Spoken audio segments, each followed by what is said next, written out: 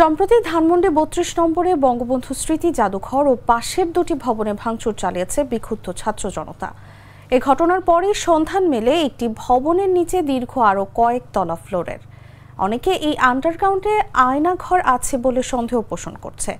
এবার সেই রহস্য উন্মোচনে কাজ করেছে ফায়ার সার্ভিসের ৩টি ইউনিট। সেচ যন্ত্রের মাধ্যমে তোলা হচ্ছে পানি। আজ রবিবার ধানমন্ডি ৩২-এ অবস্থিত বঙ্গবন্ধু স্মৃতি জাদুঘরের পাশে নির্মাণাধীন একটি ভবনের নিচ থেকে এই পানি তোলার কাজ শুরু হয়। মোহাম্মদপুর ফায়ার স্টেশনের স্টেশন অফিসার মিজানুর রহমান বলেন, নিচে যে পানি জমা আছে সেই পানিটাই শুধু আমরা সরিয়ে দিচ্ছি, অন্য কিছু এখানে আমরা দেখতে পাচ্ছি না। এই পানিটা এখানে আসলো কিভাবে এমন প্রশ্নের জবাবে তিনি বলেন, বেসমেন্ট 1 এবং বেসমেন্ট 2-তে পানিটা মূলত বৃষ্টির পানিও হতে পারে, সেই পানিটাই আমরা সরিয়ে দিচ্ছি। এখানে 2.5 লাখ লিটার পানি আছে ধারণা করছি আমরা। মূলত আমরা তো ধানমন্ডি ৩২ ভাঙা হয়েছে মূলত বাড়ি দেখার জন্য আসছি। আর এখানে আসার উদ্দেশ্য হচ্ছে এখানে একটা গুঞ্জন সৃষ্টি হয়েছে যে আয়নাঘর আছে।